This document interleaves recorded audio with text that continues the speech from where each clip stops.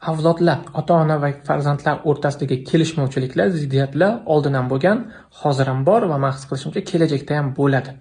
Nega? Chunki ota-onalar ko'pincha farzandi bilan munosabat qurayotganda eski ongdan munosabat quryapti va bundan ziddiyatlar kelib chiqyapti. Yaqinda men bitta video ko'rdim. Video muallifi shunaqa fikr bilan bo'lishadilar. Bu menimcha fikr juda ham ko'p oilalarda mavjud. Ular bitta tajribalar aytadilar.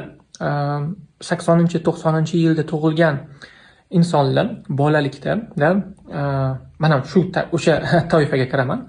Ota-onasidan qo'rqardi, ota-onasini quloq solardi, ota-onasiga tik qara olmas edi. Nimadir qilsagina keyin nimadir olardi, erishardi. Misol uchun uyi yig'ishtirib qo'ydi, darsni qildi-da, keyin ko'chaga chiqib o'ynashi mumkin edi yoki keyin nimadir sovg'a berishardi. Hozir esa unaqa emas. Hozir bolalar juda ham katta imkoniyati bor.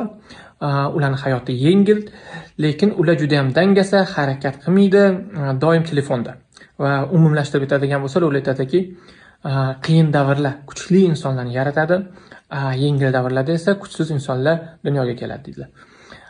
Men mana shu fikrda qalbshunos sifatida bitta programmani ko'raman va inson mana shu programma bilan yashayotgan, o'zi anglamagan holda farzandini ham qiyin tajribalar orqali rivojlantirishga yo'naltiradi.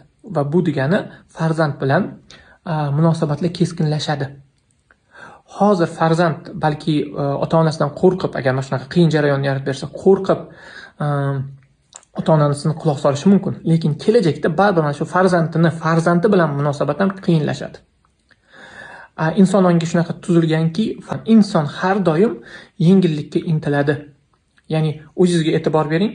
Siz eski 10 yil yoki 20 yil oldingi telefonni foydalanmaysiz.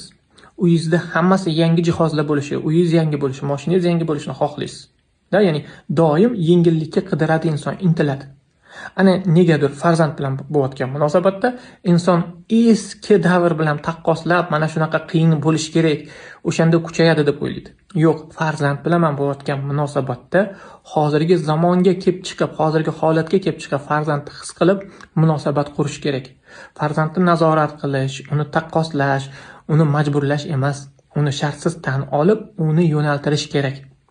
Agar sizda ham farzandingiz bilan bo'layotgan munosabatlarda qanaqadir ziddiyatlar bo'layotgan bo'lsa, siz Oila baxtim degan kursimga taklif etaman. Kurs haqida ochiq efir 11-iyunda bo'ladi. Pastda efir deb yozing, men sizga ma'lumot yuboraman qo'shimcha.